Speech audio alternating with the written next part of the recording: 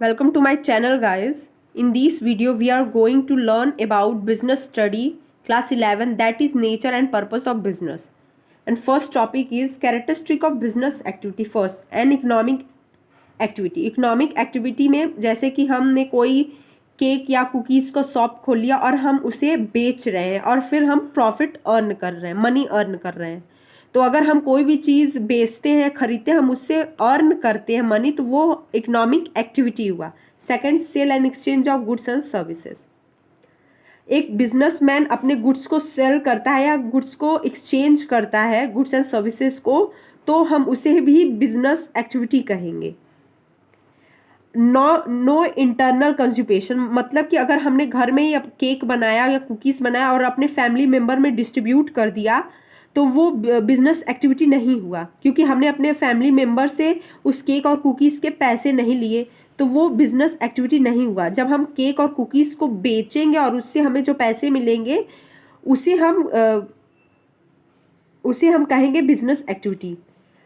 Third, regular basis पे हम transaction करेंगे, तब हम बिजनेसमैन कहलाएंगे। अगर हमने बस एक बार केक बनाया और बेच दिया तो हम बिजनेसमैन नहीं कहलाएंगे। अगर हम रेगुलर बेसिस पे केक बनाते हैं, बेचते हैं कस्टमर को, तब हम बिजनेसमैन कहलाएंगे। Fourth is profit earn. No business can without it. कोई भी बिजनेस विदाउट प्रॉफिट के नहीं चल सकता है। अगर बिजनेस को रन करना है, कॉम्पिटिटिव मार्केट में सरवाइव करना है, तो उसे प्रॉफिट अर्न करना होगा। Fifth is risk. No guarantee how much will earn. कोई भी गारंटी नहीं है कि अगर हम बिजनेस स्टार्ट कर रहे हैं तो वो हमारा बिजनेस फ्यूचर में प्रॉफिट कमाए या इतना ही प्रॉफिट कमाए। अगर हम एक साल 10,000 प्रॉफिट कमाते तो हम नहीं सोच सकते अगले साल हम 10,000 भी कमा सकते हैं, अगले साल हम 15,000 भी कमा सकते हैं या 5,000 भी कमा सकते हैं, हमें लॉस भी हो सकता है 5 साल का, तो कोई कंफर्म नहीं है। And six is production and procurement.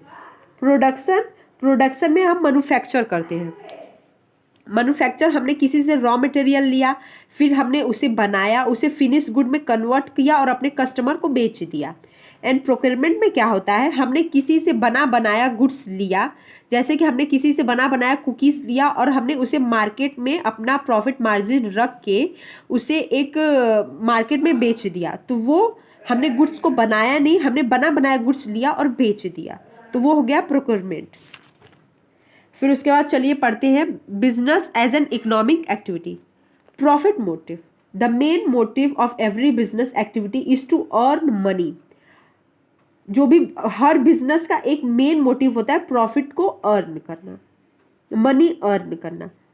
Main motive होता है एवरी बिजनेस का मनी अर्न करना in the form of profit, money earn करना in the form of profit and any activity which result in earning of money.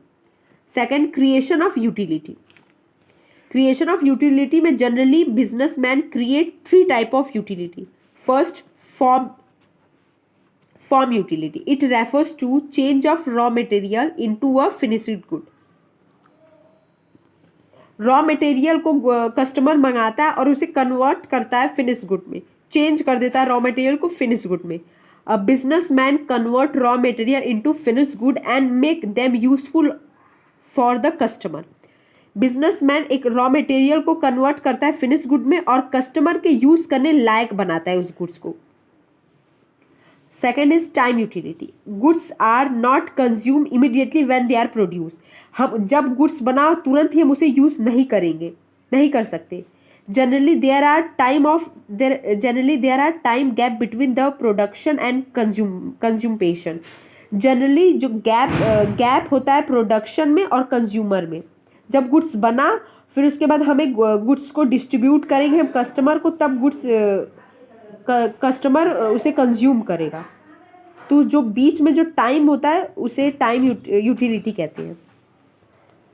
Third is place utility. Good are not consume in the same place. जहाँ मतलब कि जहाँ industry है वहाँ goods बनाएगा और वहीं गुड्स कंज्यूम नहीं होगा। When they are produce, goods are produce at one place but distribute in different corner. जहाँ गुड्स प्रोड्यूस हुआ एट वन प्लेस बट उसे डिस्ट्रीब्यूट करेंगे अपने कंट्री के डिफरेंट डिफरेंट कॉर्नर में, डिफरेंट डिफरेंट स्टेट में। Third is exchange of goods and services. Economic activity aim at earning money by exchange of goods and services. Economic activity में हम money तभी earn करते हैं जब हम अपने गुड्स एंड सर्विसेज को सेल या एक्सचेंज करते हैं। Similarly, business is result in a sale distribution of exchange of goods and services for earning profit. And next topic is objective of business, earning objective. Economic objective. As business in an economic activity, so the most important objective of business are economic objective. Under economic objective, the following. First is survival. The basic purpose of every organisation. हर organisation एक basic purpose होता है कि वो एक इस competitive market में survive कर सके, एग्जिस्ट कर सके लॉन्ग टाइम के लिए। ये उसका फर्स्ट मोटिव होता है एवरी बिजनेसमैन का। Second is profit. The most important objective of every organisation is earn adequate amount of profit.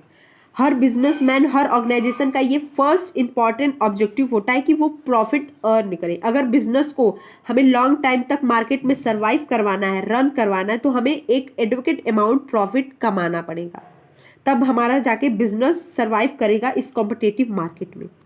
Third is growth. A business organisation must grow and expand their activity of success of any organisation. अगर हमने business खोला और हमने अच्छे से उसे long time तक survive कर सके, फिर हम प्रॉफिट भी अच्छा खासा कमा रहे हैं, तो फिर बिजनेसमैन सोचेगा अपने बिजनेस को ग्रोथ करने के लिए, मतलब कि अपने बिजनेस के ब्रांचेज और खोले वो अलग अलग सिटीज़ में, उसे अपने बिजनेस को एक्सटेंड करे, बढ़ाए। Success of any organisation. कोई भी ऑर्गेनाइजेशन तभी सक्सेस कर सकता है जब वो अपने बिजनेस को, अपने ऑर्गेनाइजेशन को वो एक्सपेंड करे, बढ़ाए, ग्रो करे।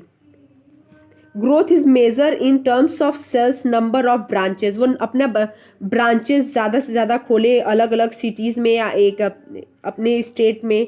नंबर ऑफ प्रोडक्ट्स, अपने प्रोडक्ट्स के मतलब कि अलग अलग टाइप के प्रोडक्ट्स को वो प्रोड्यूस करे। ये फिर आता है social objective. Social objective deals with commitment of business toward the society. Social objective deal करता है, कमिटमेंट करता है business toward the society. Business is the internal part of society. हम बिजनेस कहाँ करते हैं? सोसाइटी में ही करते हैं। तो it's make use of resources of society. और बिजनेसमैन जो भी रिसोर्सेज यूज करता है वो सोसाइटी का ही होता है। तो supply of desire quality of products. तो एक बिजनेसमैन का रिस्पॉन्सिबिलिटी होता है अपने सोसाइटी के लिए कि वो एक अच्छा क्वालिटी का प्रोडक्ट अपने कस्टमर को दे। Supply of desirable quality of product, वो अपने कस्टमर को अच्छे गुड क्वालिटी के प्रोडक्ट सप्लाई करे। अवॉइड ऑफ अनफेयर ट्रेड, मतलब कि कोई अनफेयर तरीके से, मतलब कोई धोखाधड़ी अपने कस्टमर के साथ ना करे। एम्प्लॉयमेंट जनरेट करे, अपने सोसाइटी में एम्प्लॉयमेंट जनरेट करे। सोशल सर्विस और committee service. Avoidance of pollution, ऐसा मतलब बिजनेसमैन ऐसा ध्यान दे कि हम ऐसा कोई भी प्रोडक्ट ना बनाए जिससे हमारी सोसाइटी को हार्म होता है, नुकसान होता है। पोल्यूशन हम ना फैलाएं अपने काम से। और फिर इंडिविजुअल। अब थर्ड आता है ह्यूमन और इंडिविजुअल ऑब्जेक्टिव। ह्यूमन और individual objective are relate to employment of generation organisation. First, providing good working condition, मतलब जो हर एम्प्लॉय चाहता है कि उसे एक अच्छा जॉब मिले, उसे जहाँ भी वो वर्क करने जा रहा है, काम करने जा रहा है, जॉब करने जा रहा है, उसका मतलब अच्छी क्वालिटी का उसका काम हो, उसके क्वालिफिकेशन के according. Good quality condition, good working condition. Payment of competitive and satisfactory wages and salary, उसे अच्छा पेमेंट दे, जो सेटिस्फैक्शन हो उसके वेजेस एंड सैलरी, उसे टाइम टू टाइम वेजेस दे, बोनस दे, जिससे एम्प्लॉयमेंट का जिससे एम्प्लॉय सेटिस्फाई हो अपने काम से, और अगर एम्प्लॉय सेटिस्फाई होगा अपने सैलरी से तो वो अच्छा एफर्ट देगा और इससे बिजनेस को फ़ायदा होगा। Provide specific benefit such as housing facility, अपने एम्प्लॉय को वो हाउसिंग फैसिलिटी प्रोवाइड करे, मेडिकल फैसिलिटी प्रोवाइड करे, उनके बच्चों के लिए फीस, एजुकेशन फीस प्रोवाइड करे। इससे ये है इंडिविजुअल ऑब्जेक्टिव एम्प्लॉय के। अब पढ़ते हम classification of business activity. Individual, उसमें क्या होते हैं, first industry, second commerce. Industry में क्या होते हैं, प्राइमरी, सेकेंडरी एंड टेरिटरी। इसमें प्राइमरी के क्या होते हैं, एक्सट्रैक्टिव इंडस्ट्री, जेनेटिक इंडस्ट्री। इसमें क्या होते हैं, एक्सट्रैक्टिव में मिनरल फॉर्म जस्ट लाइक की earth, fish for river. The product of extractive can be directly used or become the raw material from other industry. And इसमें living of organization, living organism just like bird, plant, animal. Example, growing fish in pond, poultry farm, milk. And secondary industry, manufacturing industry, construction, service. Manufacturing में consumer goods जैसे हम manufacture करें, industrial good manufacture करें, हम कोई भी goods को manufacture करें और फिर उसको सेल कर दें अपने कस्टमर को, ये हो गया मैन्युफैक्चरिंग इंडस्ट्री। कंस्ट्रक्शन इंडस्ट्री में हम बिल्डिंग बनाते हैं, रोड बनाते हैं, बिल्डिंग बना के हम अपने कस्टमर को देते हैं, डैम बनाते हैं, रोड बनाते हैं, तो ये हो गया construction industry. Third service industry में हम ट्रांसपोर्ट की सर्विस प्रोवाइड करते हैं। बैंकिंग में हम बैंकिंग का सर्विस प्रोवाइड, जैसे कि credit service, debit service, insurance में। और फिर उसके बाद होता है commerce refers to all this activity which help the directly indirectly in the distribution of goods to the ultimate customer. Commerce है वो all those activity which help directly और indirectly distribution of goods to ultimate customer. Commerce help करता है directly और indirectly customer तक goods पहुंचाने के लिए। There are no use of producing goods unless and until this goods reach, goods का कोई भी यूज नहीं है until and unless these goods reach the ultimate customer. Goods का कोई भी यूज़ नहीं है जब तक वो कस्टमर के पास नहीं पहुंच जाता।